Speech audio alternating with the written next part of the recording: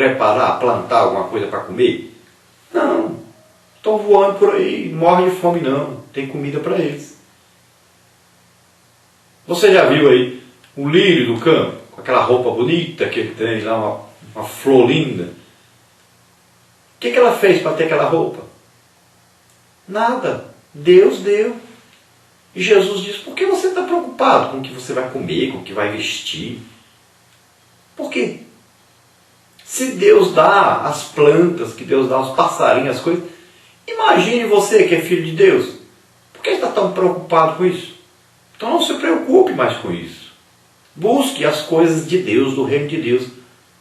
E as que forem necessárias para você viver aqui na terra, Deus vai te dar. Não fique preocupado com isso. Não fique ansioso com isso.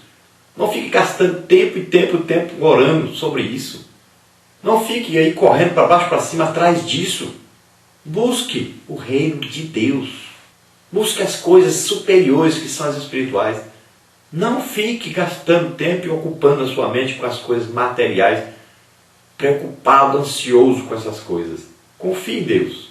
A verdade prática diz, o reino de Deus consiste numa vida de amor, justiça, devoção, paz e alegria no Espírito Santo. Então veja bem que esse reino de Deus traz para nós isso. Nós temos que viver em amor. O amor o quê? Tudo sofre, tudo suporta. O amor nos leva a oferecer a nossa própria vida pelos outros. Então sentido, você agora ganha um sentido quando você começa a fazer parte do reino de Deus. Você tem o reino de Deus em si. O Espírito Santo está morando aí. Passa então a ser importantíssimo a vida das pessoas, a salvação das pessoas, a comunhão das pessoas com Deus. Porque o amor de Deus nos constrange. Quando nós olhamos o amor de Deus para conosco, Ele dá o seu próprio filho, o seu único filho para morrer por nós na cruz, nós de repente percebemos o que custa nós darmos a vida pelos outros, se Ele deu a vida por nós. Então vivamos em amor. E o amor sempre, ele é sacrificial. Ele sofre para que outros sejam alegres. Muitas vezes se empobrece para que outros enriqueçam. Adoece para que outros tenham saúde. Deixa de comer para que outros comam. Sofre para que outros vivam alegres, satisfeitos. Lembre-se disso. O amor exige sacrifício, exige a nossa vida para que os outros vivam bem. Morramos para que outros vivam. É assim que funciona. Jesus deu a vida por nós para que nós tivéssemos vida eterna. Então Ele morreu em nosso lugar para que nós pudéssemos estar em comunhão com Deus. Então nós devemos dar a nossa vida para que os outros tenham vida e vida em abundância, tenham vida eterna. A nossa leitura bíblica em classe está em Marcos 4, de 1 a 3, versículo 10 até o 12. E depois Lucas, no capítulo 17, versículos 20 e 21. Vamos ler então. E outra vez começou a ensinar junto ao mar, e ajuntou-se a ele grande multidão, de sorte que ele entrou e assentou-se num barco sobre o mar, e toda a multidão estava em terra junto ao mar. E ensinava-lhes muitas coisas por parábolas, e lhes dizia na sua doutrina: ouvi, eis que saiu o semeador a semear. E quando se achou só, os que estavam junto dele com os 12, interrogaram-no acerca da parábola. E ele disse-lhes: a vós vos é dado saber os mistérios do reino de Deus, mas aos que estão de fora, todas essas coisas se dizem por parábolas, para que vendo, vejam e não percebam, e ouvindo, ouçam e não entendam, para que se não convertam e lhes sejam perdoados os pecados. Lucas 17, 20 diz: interrogado pelos fariseus sobre quando havia de vir o reino de Deus, respondeu-lhes e disse: o reino de Deus não vem com aparência exterior, nem dirão ei-lo aqui ou ei-lo ali, porque eis que o reino de Deus está entre vós. Glória a Deus, aleluia. Então veja bem Nós poderíamos comentar aí versículos e mais versículos, mas o sentido aqui, então, nós estamos falando dentro do reino de Deus. Então Jesus disse para os discípulos, olha, a vós é dado conhecer os mistérios do reino de Deus. A quem é dado conhecer? Aos discípulos, a todos aqueles que se interessam, que buscam. Se os discípulos tivessem ouvido aí a parábola do semeador, e apenas ouvido e ficado por isso mesmo, com dúvidas, então eles não seriam verdadeiros discípulos. Os verdadeiros discípulos são aqueles que querem aprender do Mestre. Os verdadeiros discípulos se interessam por saber, por conhecer as coisas do reino de Deus. Então os discípulos chamam Jesus e pedem explicação. Então Jesus disse, olha, a vocês é permitido conhecer os mistérios do reino de Deus. Vocês estão curiosos, estão desejosos de aprender. Agora, aqueles que não se interessam em aprender, em saber realmente o que quer dizer, o que eu disse, a esses não é permitido, eles não vão entender nunca. Não é revelado para eles. É revelado para quem busca, para quem quer, para quem deseja. E Jesus diz, olha, bem-aventurado os pobres de coração. O que quer dizer isso? Quer dizer os necessitados, aqueles que dizem assim, eu não sei, eu não compreendo, mas eu desejo aprender, eu quero aprender, eu preciso aprender. O reino de Deus é para aqueles que sentem desejo de terem maior comunhão, de compreenderem as coisas de Deus. Jesus disse, olha, você tem que ser como criança para entrar no reino de Deus. Porque as crianças perguntam tudo. Têm curiosidade para aprender e desejam sempre conhecer mais e mais e mais. Não tem fim. Perguntam o dia inteiro. Tudo que a pessoa vai fazer, pergunta por quê? Para quê? O que é isso? Como funciona? Está ali perguntando o tempo todo. E é assim que Deus quer que nós sejamos. Curiosos com as coisas de Deus, com o reino de Deus.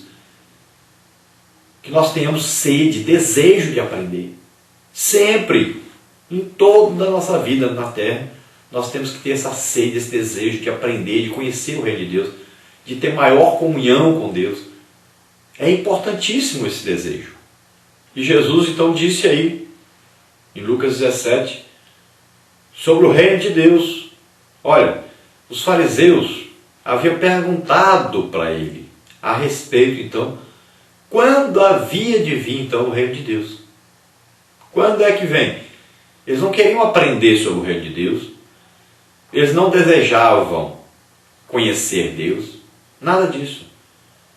Eles queriam saber quando é que viria o reino de Deus, porque eles queriam governar, queriam ser grandes, queriam expulsar os romanos dali das terras de Israel.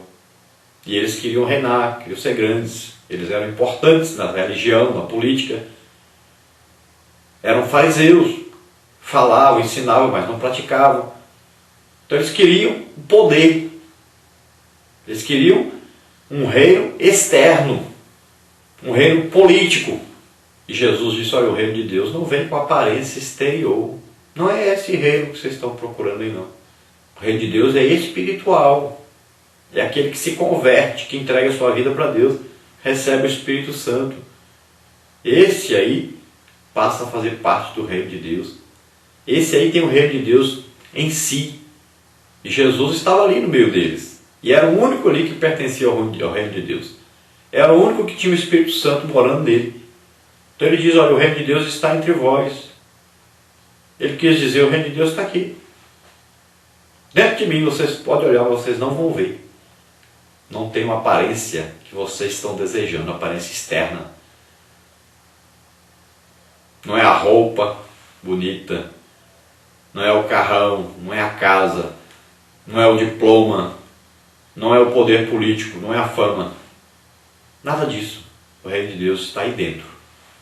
É o reino do Espírito Santo sobre todos que desejarem. sobre todos que se converterem, que aceitarem a Jesus como Senhor e Salvador. É o reino poderoso, vencedor. Mas é preciso lutar para estar nele e com ele. Vamos ver mais alguma coisa sobre o reino de Deus. Em Mateus 12, 28, Jesus disse, olha, mas se eu expulso os demônios pelo Espírito de Deus, ou em outra tradução diz pelo dedo de Deus, então é consequentemente chegado a vós o reino de Deus. Então Jesus está dizendo o quê? Se eu consigo entrar no reino de Satanás e vencê-lo, o reino que é superior ao reino de Satanás é o reino de Deus. É o único reino que pode vencer Satanás. O único reino que é vencedor sobre o reino das trevas, o reino de Satanás, é o reino de Deus.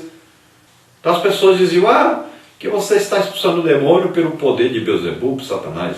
E ele explica, olha, Satanás não tem nenhum interesse em combater ele mesmo.